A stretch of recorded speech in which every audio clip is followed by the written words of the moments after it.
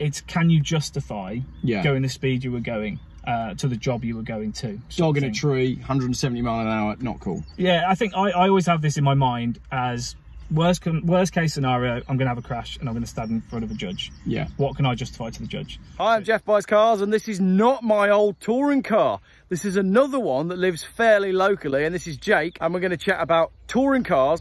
We're going to talk about Jake's job, because you are a fast responder person, man. That's the one. So we'll go find out some more about that. Cool. Right. Go on then. Tell me about being a fast response, incident response person, man. What do you want to know? What do you go out to? What do you drive? What kit do you carry? What incidents have you dealt with? Okay, so if anybody sees us, it's probably normally on the motorway, and we're probably travelling in convoy. We do have ambulances, but they look a bit bigger and beefier than ambulances. So for context, I was at the skate park the other day with my Volvo. Yep. You flew past with the blues and twos on, and me and my friend were sat there going, something bad must have happened. There were so many sirens flying around, and then you saw my Volvo stopped, and then we had a chat. Yeah, so I'd been to an incident, and then on my way back I recognised your Volvo, so I stopped and said hello. And that incident turned out to be a non-incident, I think. Yeah, so a lot of my job, unfortunately, is driving faster somewhere and then nothing really happening, because we cover the whole of the West Midlands.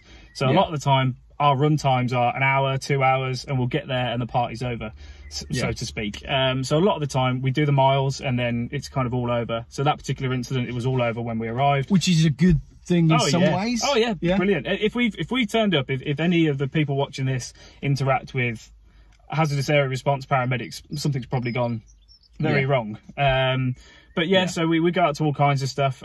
So we can go to water jobs, so people in a body of water, which contrary to belief is actually quite common in the West Midlands, because we've got a lot of kind of lakes, there's a lot quarries of and things like that. And when I saw you the other day, it was, I think, a boy fell in the river, but by the time you got there, all out, all done, everybody's fine. Yeah, everybody was fine. A lot of it is that, a lot of it is close calls, or sometimes it's misinformation. A lot of the time it'll be sheer panic on the phone, and it might be maybe communicated that it's bigger than it is. Yeah. And then sometimes we'll get stood down from that. So we can go to things like that, industrial accidents, people working at height, people working underground, and then obviously we do the whole reason HART became a thing was because of counter-terrorism. It was essentially made off the back of things like 9/11 and the 7/7 bombings. They realised they had no way of getting the ambulance service within what they call the warm or the hot zone, where it's very dangerous. They didn't have that level of clinical care in there. The police were allowed to go in there, fire were allowed to go in there, but ambulance had got no training. So that's where HART came from. And this sort of puts you in a vehicle that's slightly smaller than a normal ambulance, but you've got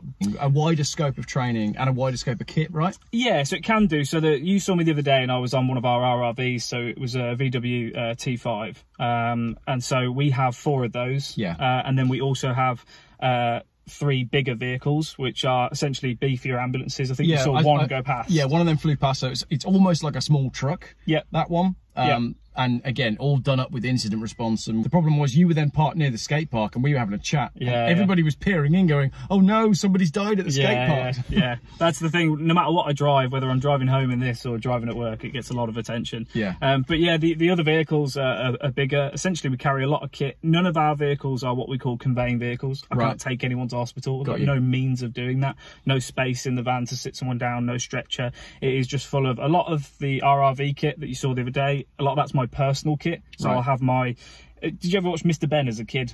No, you remember that? I'm sure some people will, and then they'll be going, Geoff, how do you not know that? Yeah, so it was the one where the cartoon was starting, he would go into a shop and he'd speak to a shopkeeper and he'd say, I want to be this today, and he'd be a spaceman for the day or something like that. My job feels like I'm Mr. Ben. I'll get to a job and it's a water job, I have to get changed into my water outfit. And then, it's a climbing job, I've got to get into my climbing harness and things like that. So I have about 10 different outfits on the back of this van. Yeah, it's getting a bit warm. So a lot of the stuff on the back of that vehicle is just personal kit. So bulletproof vest and helmet, and then I've got my water kit, I've got my climbing kit, all this kinds of stuff. I've got my own BA set, breathing apparatus, like the fire service. So a lot of that's personal kit, whereas the bigger ones is a lot of extrication kit, so different kind of fabric stretchers that can be used in like underground, so we can strap somebody in it and drag them across the floor.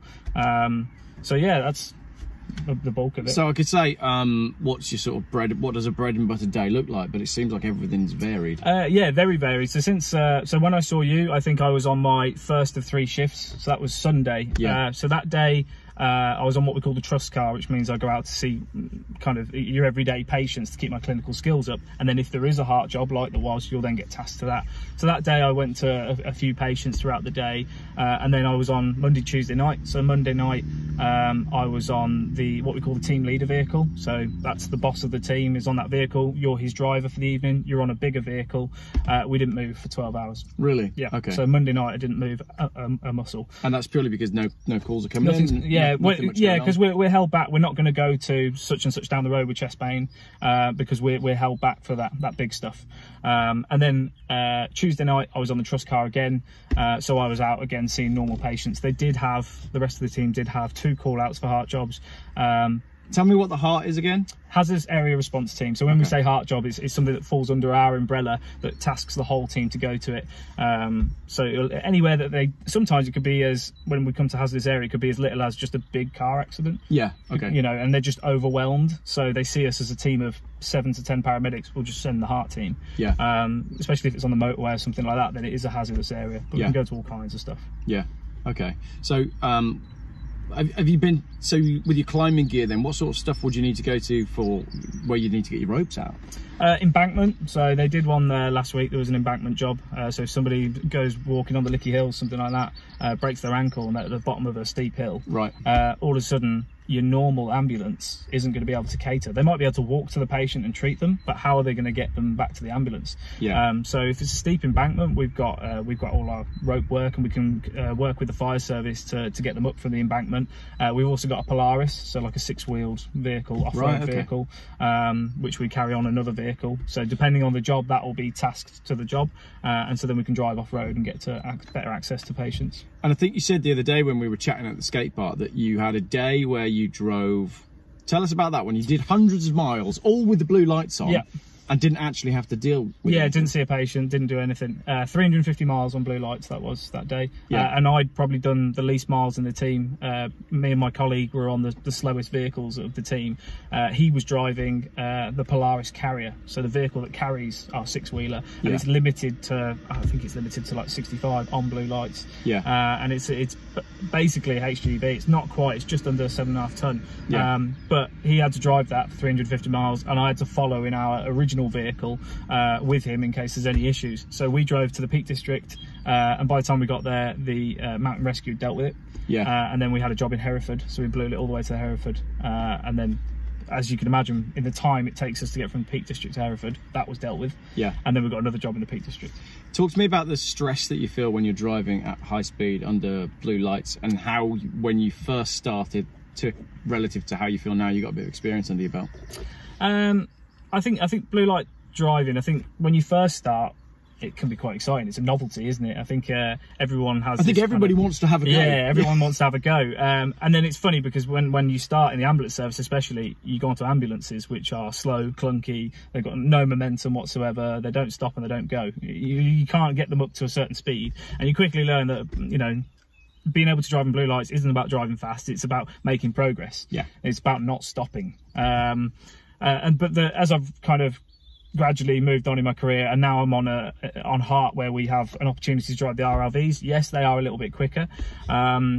It's different as well for RRV us. being rapid response vehicle. Yeah. Work that one out. Yeah. And obviously the slight difference is we use motorways a lot. Yeah. When I was on ambulances, my patch was South Birmingham. We might stray from that, but you'd never really touch the motorway. You wouldn't have to. And if you went on the motorway, it kind of didn't make sense, because if you got retasked a different job, you can't do a U-turn. Yeah. Whereas for us, travelling the distance that we do, a lot of the time is going on the motorway. Right, okay. So when you're driving along and you've got your blues and twos on and you're trying to make progress, how should people who are in traffic react?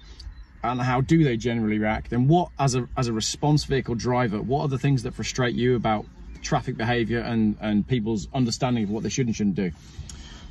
It's difficult to say how people should react, because it all depends on the situation, the road they're on, the time of day, the weather, night, day. It's very difficult. Some people will panic and slam the anchors on. Yeah. as long as I've got enough distance, that's fine. As long as in my head, as long as I understand your intentions and you understand mine. So what? Okay, so before you correct me on this, if I see an ambulance in my rearview mirror, I'll generally indicate to the left to show that I've seen them and acknowledge them, but I'll always try and keep rolling, because if I stop, it's going to cause problems behind me. Am I about right? You're about right. I think the problem comes, and we spoke about this the other day, it's the oncoming lane, and some people, and I've been guilty of this as well, you have tunnel vision, so a lot of the time, if you're coming to a crossroads and the light is green, you see that green light, you don't see anything else. You don't have to look left or right, it's your green light. And I've done it on my way home because I'm tired, you know, and so you're not aware of anything else, because that's your rule. And the same goes for the opposing lane. A lot of time, if I'm following you in that left lane and you've seen me, you've indicated you're still making progress, that's great. Between you and me, we've got a plan. I know you know that I'm there and I can try and get round you. That means the oncoming lane is then the issue. And a lot of the time, the oncoming lane, they know you're there, they're aware you're there, but they won't change anything, because they have this kind of force field in their mind thinking, well, that's the other lane's problem, right? Because I'm in this lane and that vehicle's not in my lane. So to change that, what I'll often do is get a wheel over the centre of the road. So I'm warning the opposite lane, look, I want to do this, I'm taking the centre of the road here, because it forces that person to react. Suddenly you're in their zone and they think, I need to do something. But all of this has to be done with a lot of distance, and that's when it becomes an issue, is when emergency service drivers do that a little bit closer, or so it's all about trying to plan ahead and make it smooth as possible. And what rules do you have to abide by in terms of, are there speeds you can and can't go? Are there things you can and can't do when you're driving under blue lights? So there are kind of guidelines with the speed, in terms of can you justify going the speed you were going to the job you were going to. Dog in a tree, 170 mile an hour, not cool. Yeah, I think I always have this in my mind as worst case scenario, I'm going to have a crash and I'm going to stand in front of a judge. What can I justify to the judge? So if I'm going to, like you say, a 3-week knee pain, and I was doing 80 and a 40, in my head I'll be like, as a judge, I'll be like, what were you doing? If I'm doing 80 and a 40 and I was going to a paediatric cardiac arrest, then there's going to be a level of understanding of you're emotionally driven. You know, what you're about to go to may change your life forever. It may change the family's life forever. I've got to be there. You know, so it's different. It's not just if the blue lights are on, there is one level of driving. And that's why a lot of the time, sometimes you will see ambulances, they'll be driving on blue lights, but you might think, well, I saw one earlier and it was going hell for leather. And then I saw one the other day and it didn't really seem like it was going very quick. That can be quite confusing for us as car drivers. When often I'll think there's an ambulance, it's blue lights, and I'm like, come on, get going. You've got to get to the child, but it's not always the child, is it? Exactly. And that's, speaking of kind of pet hates with people's driving, one of my pet hates is when we come to a red light, if we're at kind of 2 lanes of traffic up to a red light and there's multiple cars in front of me, I'll have the sirens and the lights on. Now, when you get to that traffic, I'm meant to switch my sirens off. And the reason for that is I shouldn't force you through that red light. That's a decision that you have to be made, and you're not going to be bullied into it. Because if you then go through that red light and you get T-boned, that's on me. So I'll keep my lights on because it's a legal requirement. I am attending a blue light job. So I'll keep my lights on, but I'll switch my sirens off. I'll normally go through the cycle of sirens. There's 3 different ones. So I'll go through the 3 cycles of sirens as I come up to that traffic, so that people hear the change in tone and they become aware that I'm behind them, and then they're off and I'll sit behind them.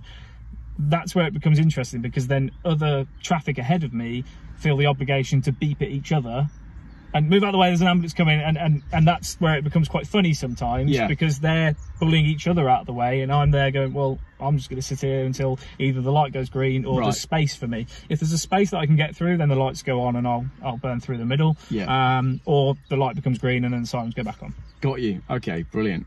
And what about if you're on the motorway and it's a code red, you know, it's the worst thing you could possibly be running to, is it just as fast as you can make the van go? It's whatever you feel is appropriate for the weather conditions and the, I suppose, the trust you have in the vehicle and what checks you've done. So for ourselves, we do tyre checks every start of shift. So we'll go around, we'll check the tyre pressures, we'll check the tyre treads, we'll have a look for nails and things like that, because it's quite common for us to have punctures because a lot of the time we use the hard shoulder and things like that, so we can pick up a lot of debris in the tyres.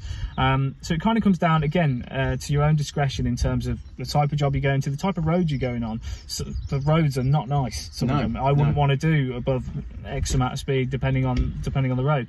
If it's a lovely clear day and there's no traffic about and you're on the M6 toll, it's a different story. It's a lovely smooth road, you can keep a constant speed, but then we also have to bear in mind that all our vehicles, because we're doing so much mileage, I think our RRVs are on around 120, 130,000 miles, and although they're well maintained and we have mechanics within our workplace that will see them day in day out, it's a level of mechanical sympathy, because again, if we have days like that 350-mile day, that car's going to be foot to the floor all day, and then it's not like it gets a rest at night. I'll finish my shift and I'll hand the keys to the person who's on the night shift, and it will do it all again.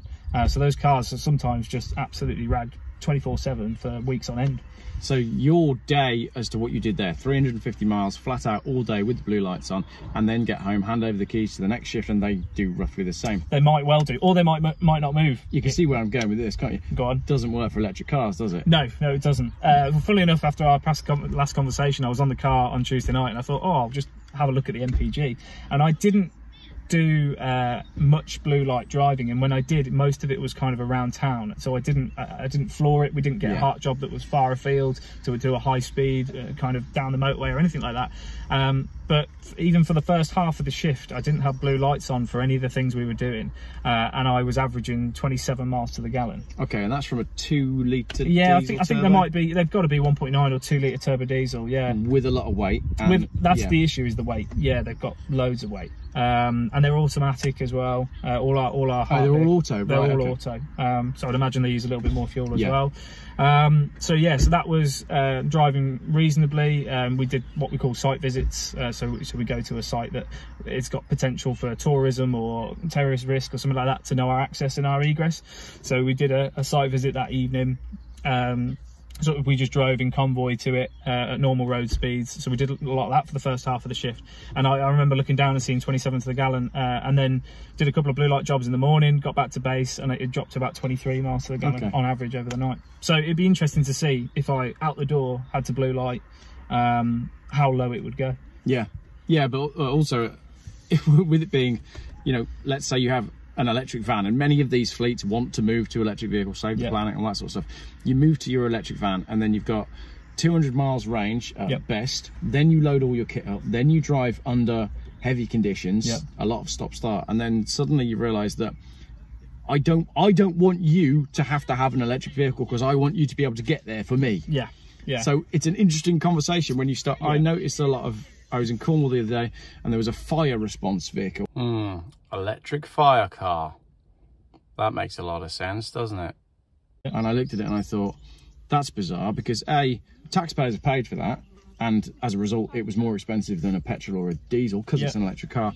And B, you haven't got the range, and C, you've got to charge it. And it was parked on a road next to the station, where you couldn't have run a cable across anyway. It all seemed to me to sort of not make any sense. There are electric ambulances. I know I've seen some in Birmingham. How far we are from having them as a regular thing, I don't think we could ever have a fleet of electric ambulances. Also, for our vehicles in particular, there's so much kit on them. You've got to think quite a few bits of our kit are electric. So we have a monitor, which is the thing that we use as a defib, and we will shock patients and things like that. That's a big electric bit of kit that's got to be on charge all of the time. So when we get back to our base, we have to plug them in. We've got a big lead that we plug in at our garage, and there's a big thing with our guys that you've got to make sure, we call it shorelining. You've got to definitely make sure your vehicle is shorelined, and if it isn't, sometimes if your vehicle's not shorelined for 24 hours, you go to start it and it's flat. And that's not an EV. That's a diesel car, and the battery's still going flat within 24 hours because it's not being charged. Just it. So if we had an electric car, and it's got it's momentum is driven by electricity, as well as having to have all the charging capabilities of keeping that kit ready to go. And a normal ambulance has got more electric kit, I would argue. Absolutely. Because of all the lights in the back for clinical care and everything. So. And how do you, when you do have to deal with something that's pretty mentally draining, how do you mentally prepare yourself? How do you look after yourself from a mental health point of view? Because I'd imagine you've seen some things. I've seen some things. I've been in the service for 9 years now, and so obviously the surprise element has gone now. I would argue that I've seen most of the things I could see. And So nothing surprising. I was saying to you the other day, some jobs are easier for me than they would be for other people. I don't have children. Yeah. So I don't make that association. I have got a young niece, and I've already found that that's changed a little bit. If I do go to a similar age child, it does affect me a little bit more now. So it'd be interesting to see if I do have children, how much it would affect me. Yeah. But the problem is with the job is you can't pick and choose what you go to. No, not at all. I could do a 10-year career and not see a specific job. Likewise, there's people I know who may not have done any of X type of job, but I've done 100 of them. You know, it really is luck of the draw as to what you go to. But I suppose coping mechanisms are silly cars, and you know, and jokes aside, that is a part of it. You know, you finish your shift, you're a bit deflated, you look in the car park and there's just a fleet of Euroboxes and then a lowered Volvo covered in stickers. Yeah. And it makes you smile. And I get a lot of compliments and comments from colleagues as well, who will just walk through the car park and smile and just say, oh, it just makes me laugh, you know, or makes me smile. And it's got to the point with myself now where if I buy a different car, it's probably always going to be something quirky, to the point where a colleague will say, is that yours in the car park? Yeah. They don't even know I bought a different car and they're still questioning it. Because you also own a Peugeot 2007. 1007, sorry. Yeah, 1007 is how you meant to say it. 1007, okay. Clearly it was meant to be a Bond Which car. it's a small hatchback with weird twin electrically sliding doors, which is about as oddball as it gets. Yeah, and they did work on the button. Yeah. But now, so tell everybody what problem you're having, and hopefully there'll be a Peugeot geek watching who can tell you how to fix it. So the passenger's door stopped opening from the inside, which is an MOT fail and probably not good for my partner. And then I got to work a couple of weeks ago and I couldn't get out the driver's side. It wouldn't open from the inside either. So I had to open the window and open the door from the outside. I've tried everything. There is a chap who's written a website on how to fix these doors, and I've gone through the lot. I've tried to follow every little bit of this guide that I could. New battery, thinking it hasn't got the voltage, new actuators, new B-post actuators. I've stripped things down. I've used WD-40 on everything. I've gone to town. I've lost days on this car. Yeah. And I even got the attention on the Facebook group of the chap who wrote the website, who commented and said, it seems like you've been quite thorough. Looks like your only option is to manualize the doors. So it seems to be a kind of running theme with these. They're 15, 16-year-old cars now, and you can only do so much, and eventually either the mechanism gets too slow and the ECU can't read that the door's trying to open. I'm not too sure, but essentially I've now had the seats out, the floors out, and pulled the cables out of the motor, pulled the relays out for the motors so the motors won't engage. So now the doors from the outside open like a normal sliding door on a van. No resistance, can open them, close them, they'll lock, central locking works, but they still don't open from the inside, and I'm a bit confused now. So you have to roll your window down and pull your handle from the outside. Yeah. Or, as I did, park it in the corner, pretend it's not there, and go to work in the Volvo. Yeah, I like that. So your Volvo then, 2.5, 10 valve, manual gearbox. Yep. You need to remove your catalytic converter. I couldn't say that. You need to remove your catalytic converter. Okay. Once you've whipped that out, you'll be amazed how much the car is freed up and how much more fun it becomes. Yeah, I've been amazed by it. Like I said, it was always sluggish, and I put that down to, well, it's a heavy car and it's a 10 valve, you know, it's going to struggle. And then, like I said, when I had the head gasket done, he adjusted the timing and it felt like a different car. Yeah. Now you can rev it out if you want to rev it out. And they'll rev all the way. Yeah, and I don't think people realise how much fun you can have in a car that's, what, 140 horsepower and an estate, but with a manual gearbox, you can have more fun in this than you would in a 911, because all of the fun happens at lower speeds, so you can use all of the fun without getting in trouble. Yeah.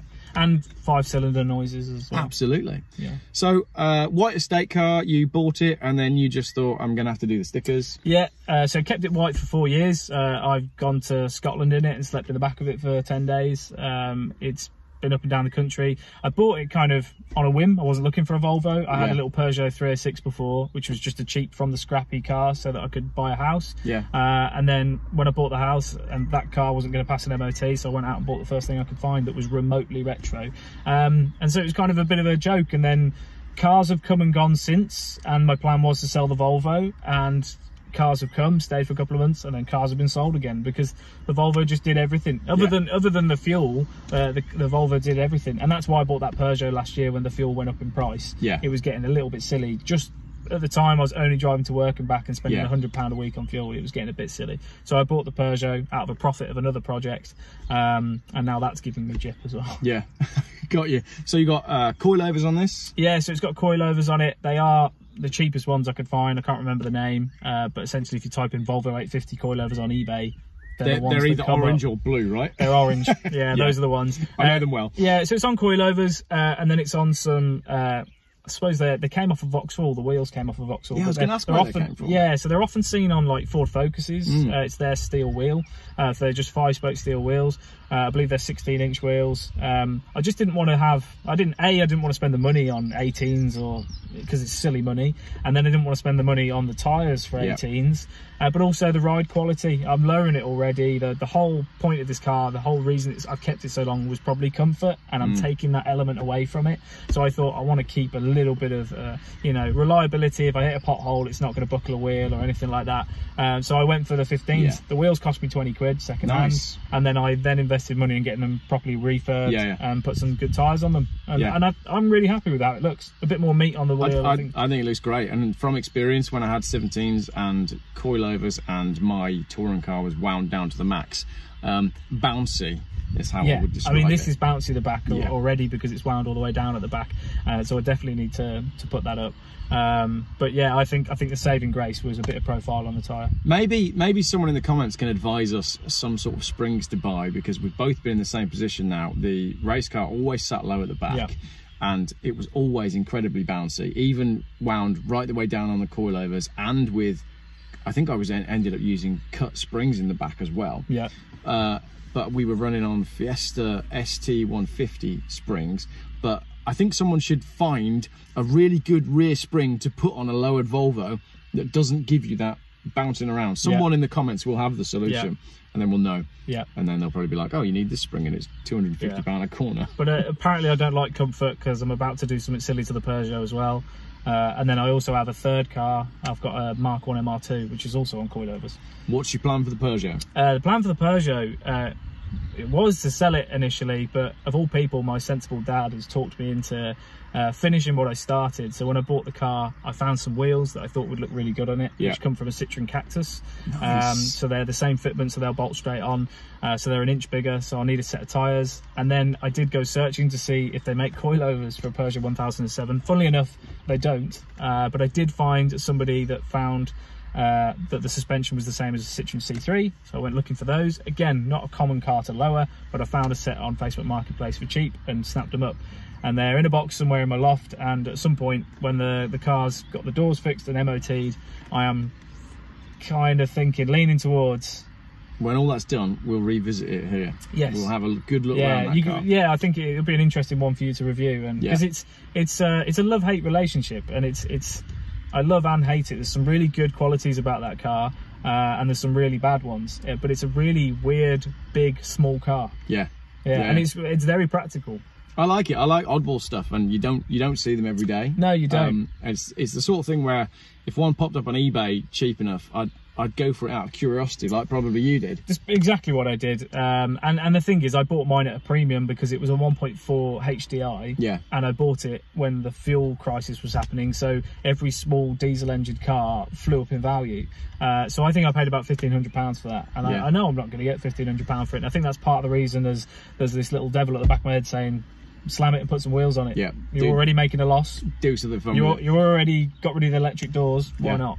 So any other plans for the Volvos, or anything else you want to do aesthetically or mechanically? Or nothing major. I just want to kind of iron some stuff out, just like old cars are. There's a few bangs and knocks and here and there.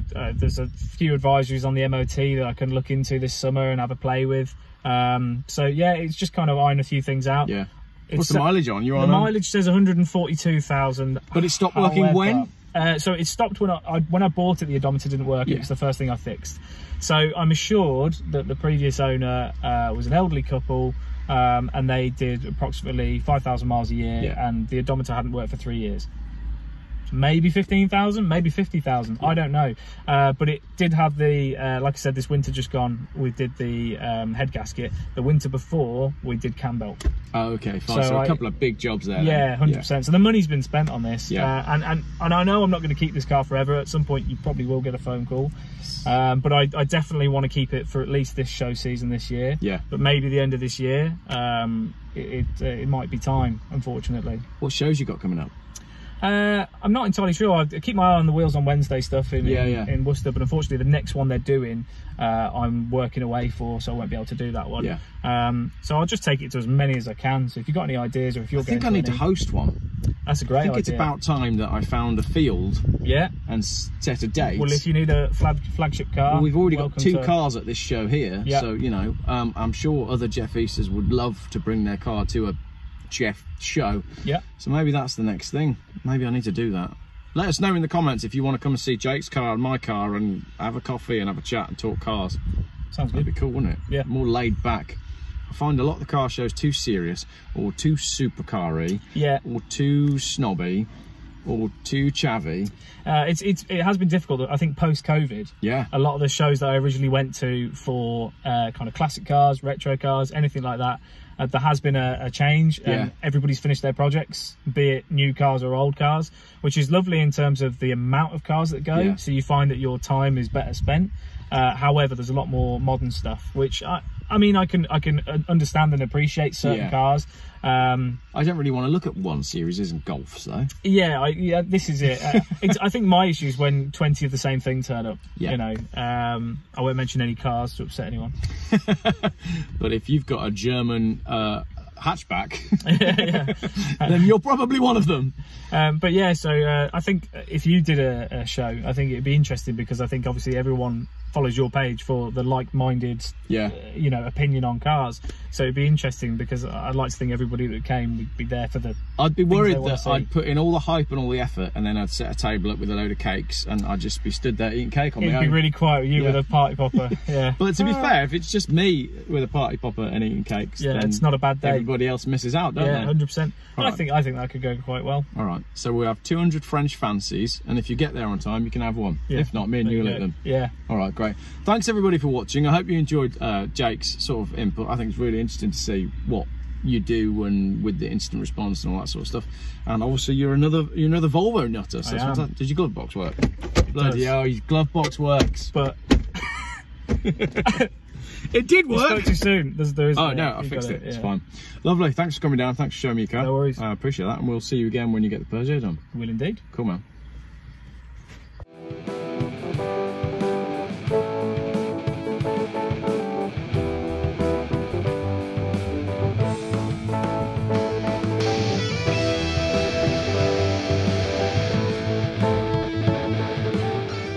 Geoff buys cars. Still, YouTube's most boring car and conspiracy and conversation channel.